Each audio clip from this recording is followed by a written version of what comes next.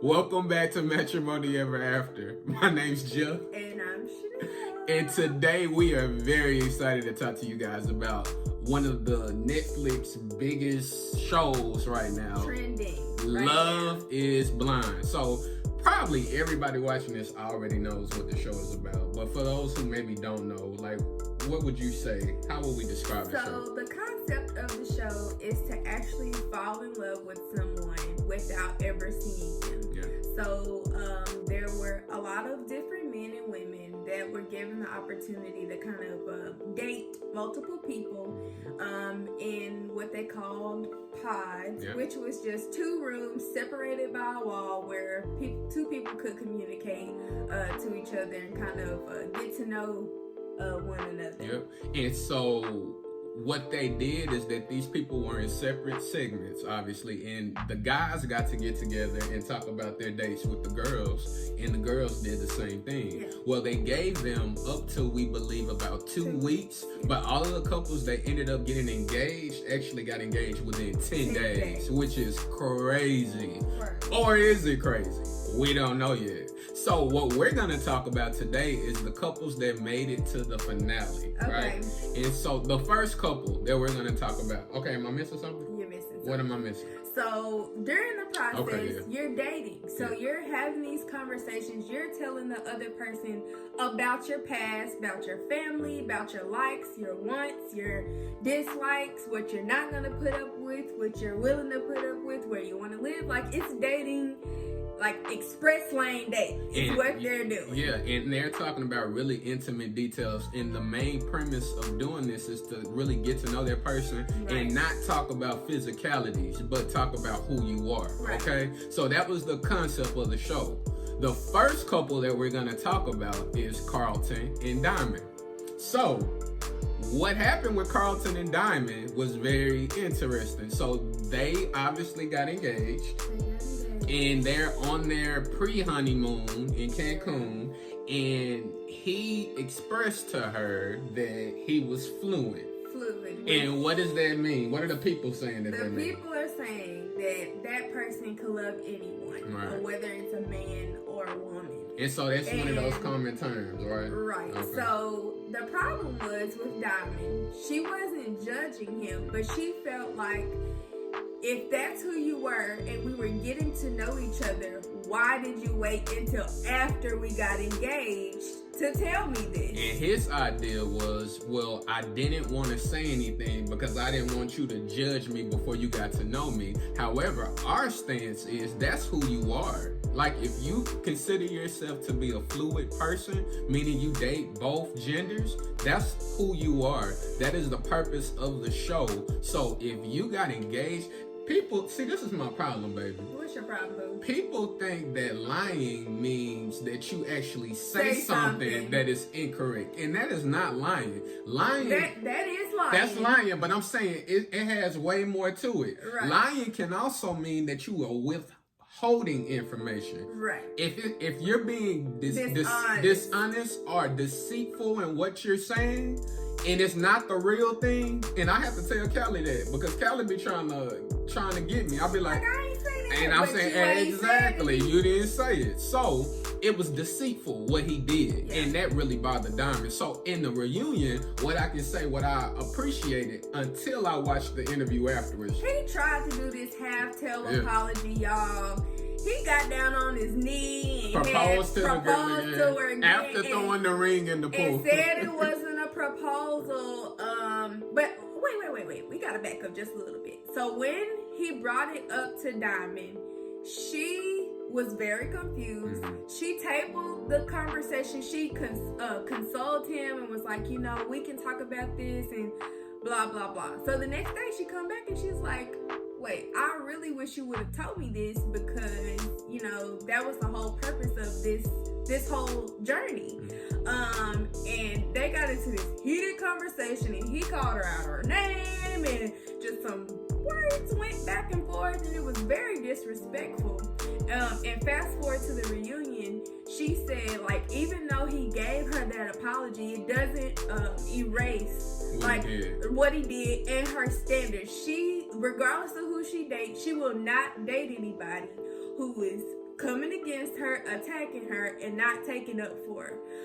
And she said she felt attacked, and she had a hard line, and he made it seem like she was judging him for his past. And you got to be okay with that, Yeah. because you have to have a standard for yourself. There should be a line clearly in the sand, Yeah. and usually this line is developed when you're dating a person, Right. and that person should never cross those lines. Another word for that line is deal breakers, and that was a deal breaker for her. She expressed that her aunt actually was passed away from physical abuse, From domestic and violence. it started with that type of with interaction. verbal abuse, So- and then it escalated, and she made a promise to herself that anybody that disrespect her, that's not who she want to be with. And Jeff talked about how Carlton's apology was insincere. He thought it was sincere during the reunion. I could see past that. But we get to this little 4-minute video, and she's just being honest. She was like, I'm tired of really saying it, but I just have a boundary, and he crossed it, and that's as far as I'm gonna go. And he like started being real catty. And so the idea is, so what we get from this couple is that you gotta be careful when you're angry, because when you get angry and you start spewing out venom and you start spewing out words, you can never take those words back. Now, here's what you can do. You can start to build, but those words are gonna still always be there, and you never know what's left that could really damage the person that you're intending to be with or that you're married to. Right. So that's Carlton and Diamond. The next couple that we're gonna talk about is Kenny and Kelly. So, okay, Kenny stand-up guy. Absolutely loved Kenny. He was a gentleman. He was cute. He had a lot. He was was a nice-looking guy, and he had standards. And I really identified with a lot, that he stood for. Kelly, through the experiment, I thought was a good person as well. One of their big things, which obviously we do not condone premarital sex. We have told, and if you didn't know, we participated in premarital sex together and before we were together. However, we did abstain from sex for a year and a half before we got married. And so we are big advocates on not having premarital sex. But it was a really interesting conversation that Kenny had with Kelly, because he was like, okay, we're clicking, everything seems to be going well. All the other couples around us are having, sex, but we're not. And she was like, well, everything is perfect. I don't want to throw that in there. Be careful about looking at what everybody else around you is doing, because everybody else could be having sex, but not happy. They don't click anywhere That's else. right. Nothing else is aligned. That's right. And so do not be so concerned with that. I'll tell you what I thought about Kenny, what I liked about Kenny in the reunion is that what he said. So Kenny and Kelly ended up not getting married. So Diamond and Carlton didn't even make it to the altar. End, but Kenny and Kelly did. Kenny said, I do. Kelly said she didn't. So no. Kenny said, I do. Oh, that's right. And Kelly said she did not. So Kenny in the reunion said that he appreciated the experiment because now he's dating, and he feels like the experiment actually set him up to be authentic and what was the word he used? I think he said vulnerable with his girlfriend. And so what's your thoughts? What do you think about Kelly at the reunion? Kelly is like a lot of girls. She said that she friend zones the good guys. So she realized later on, maybe he might have been the guy for me. Maybe he was the one, and I'm having this unrealistic expectation, and I messed it up. So she just, it was kind of a little sad, because you could tell he was like, I'm happy, I got my girlfriend and all this, and she was like, oh, I really thought we were going to try to work past it after the show, and I'm like, girl, and he was like, what? oh, You okay. said I don't, and you ain't really explained That's it. right. And she had said something that was really interesting to me. She said that she said she did not because her head and her heart didn't align, but that she thought that love meant that you needed to be infatuated with that person. That is not love. That's not true love. That's lust. Infatuation. It's lust. Now, because I am Yeah.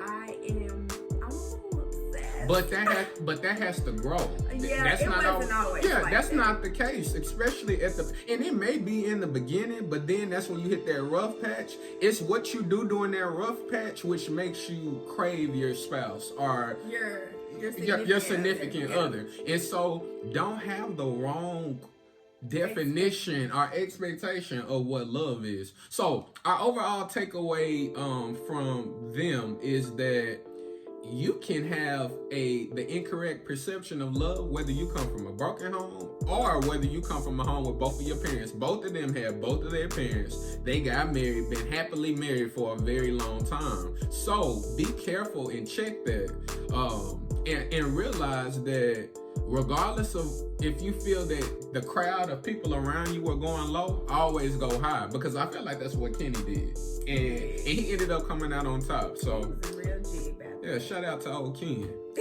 All right, so next couple, Amber and Barnett. They were very interesting. It was a weird vibe with them. Barnett said that he liked her, but he was also scared of her at the same time. I don't know. And she looked at him like, yeah, you better be. And so Barnett, he had three kind of interesting people, or three interests that was going on. So he ended up, I don't think nobody really thought he was going to end up going with Amber. Yeah. But they ended up together, and to be honest with you, during the show, Amber, I thought that she was kind of like this really, really crazy girl with no filter. And I actually still think she's crazy with no filter, but I can also see that she has another layer of intelligence, and she knows how to communicate. So what were your thoughts about her in the reunion? Like, what did you think about what she had to say?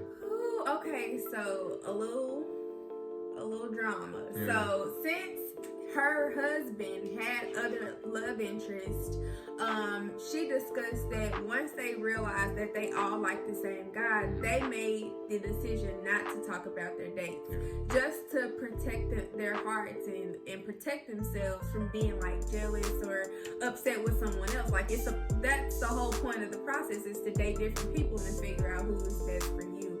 And there was one girl who was being a little messy, a little catty, and even after Barnett and Amber got engaged, the other little girl was crying putting the seeds of doubt. Are you sure? Like, I never would have thought that you would have. Plot twist, she was engaged too. Yeah, we'll talk about her a little later, but it was interesting. But that happens. That type of stuff happens, and all along, Amber is thinking that Jessica is her friend, has her best interest, is happy for her, and she's happy with whoever she's engaged to, and she's planting these seeds. I'll tell you one thing that Amber did that I did like. I didn't think that the delivery was the best, but she called Jessica out at the reunion and told her that she thought that it was shiesty, and she said, and she used the wrong word, but I knew what she meant. But she was basically saying, I can't remember the word.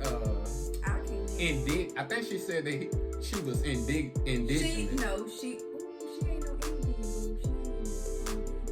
Whatever you trying to say. What? No. You saying the wrong word. What is the word she said? Ingenuine.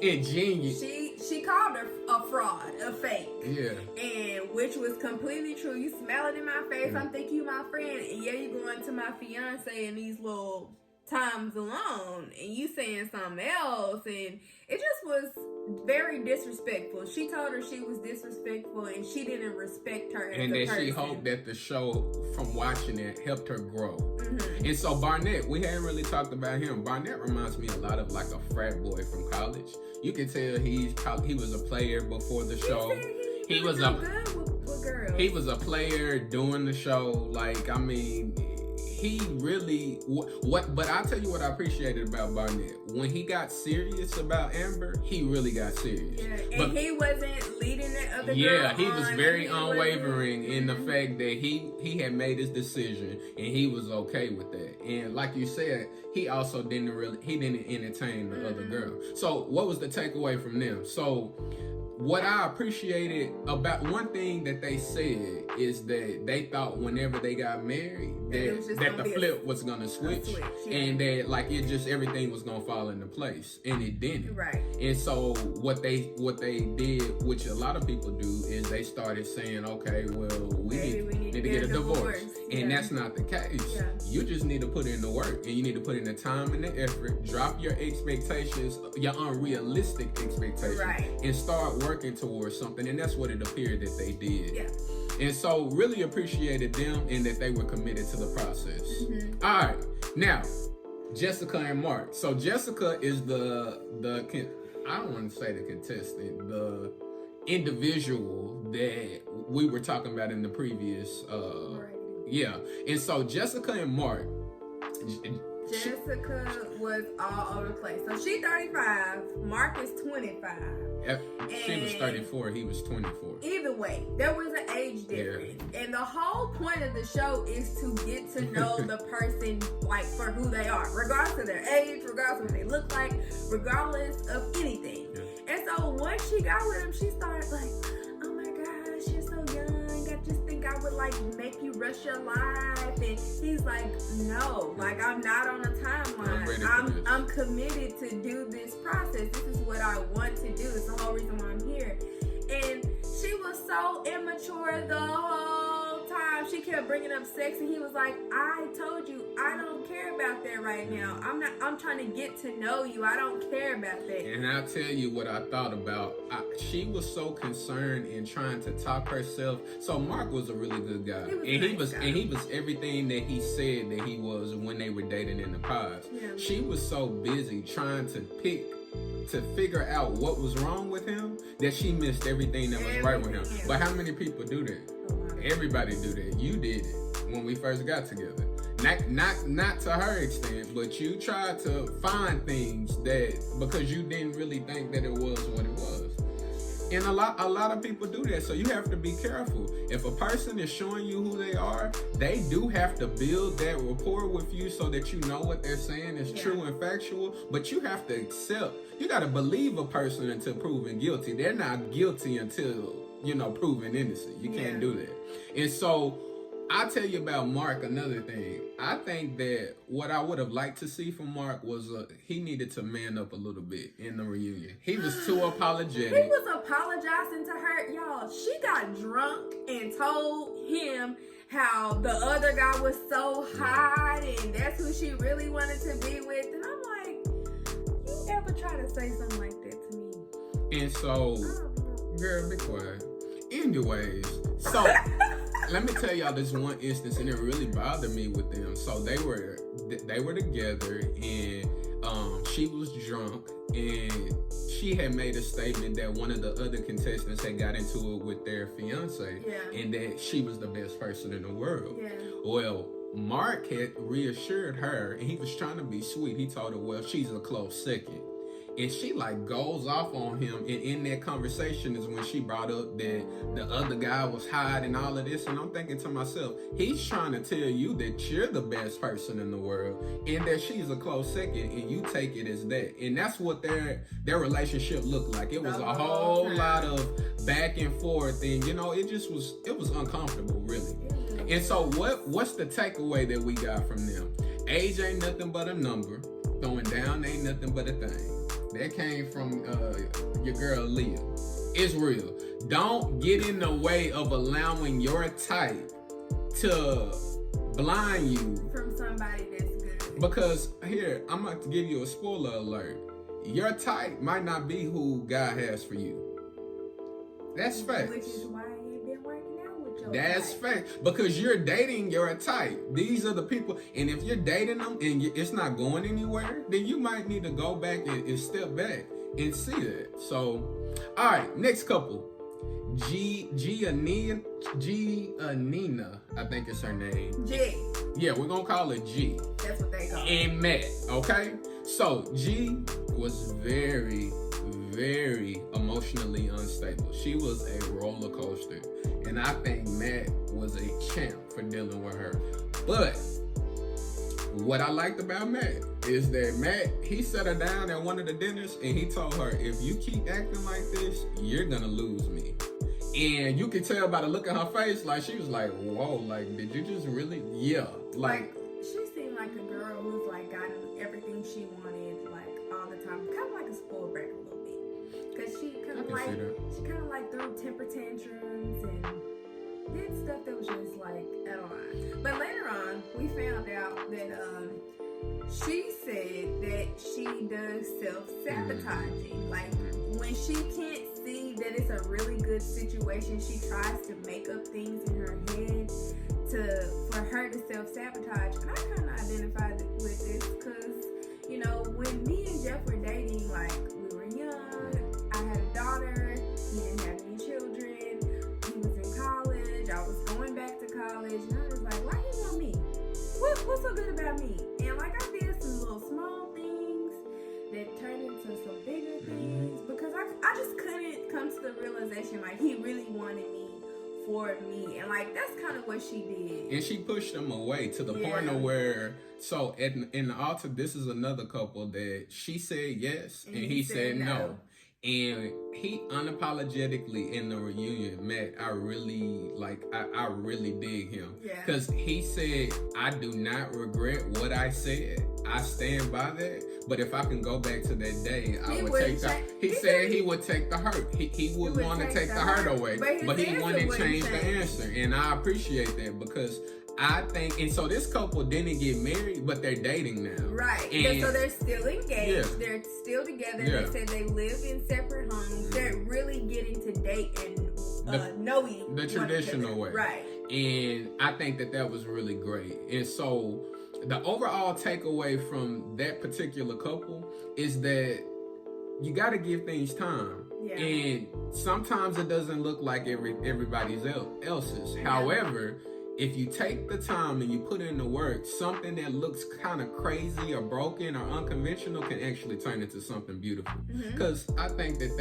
they actually fit really well. And I was really proud of her growth. Like, because she realized, she was like, I self-sabotage.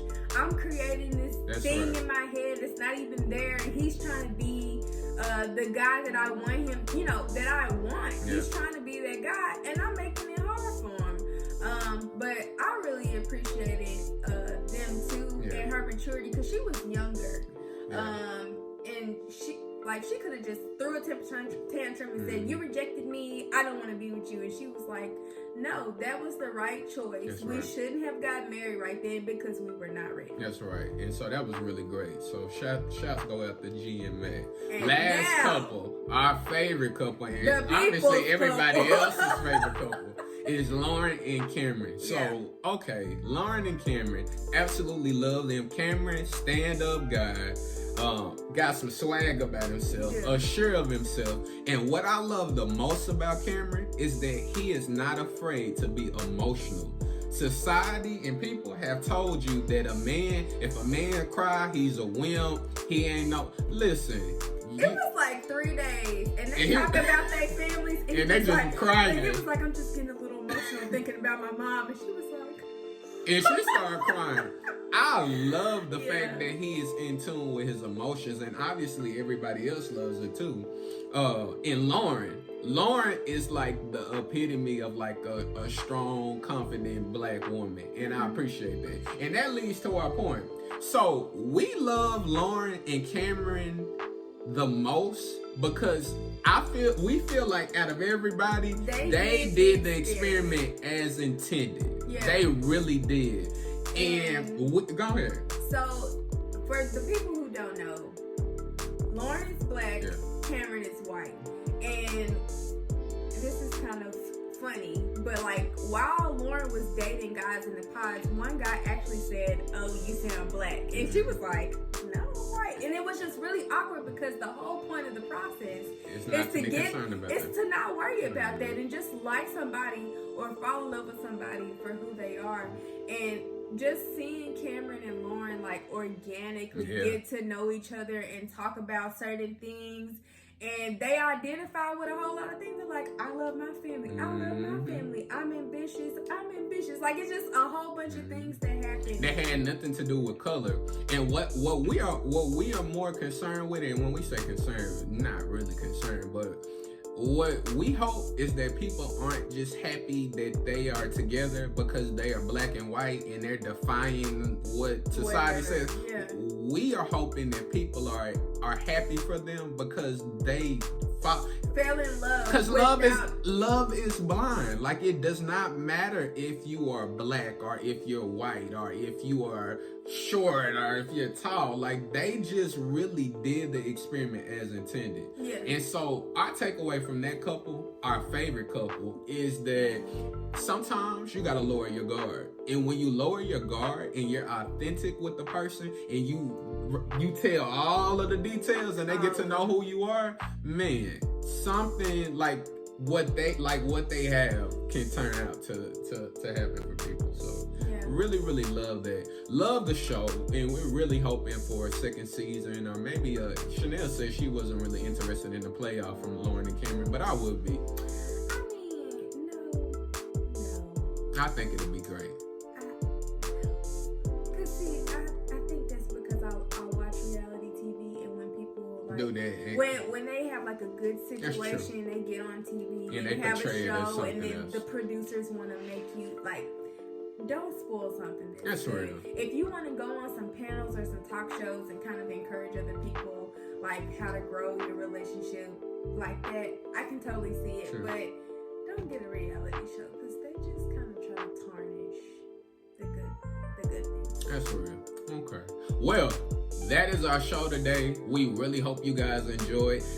This is just our opinion, and I mean, we didn't even talk much about, the Bible and things like that. However, sometimes, like, you can be just a regular, a super duper ordinary human and just let your values lead how you feel. And your values actually has to do with you being a Christian and what you know. And so we love you guys, and until next time. Bye, y'all. See ya.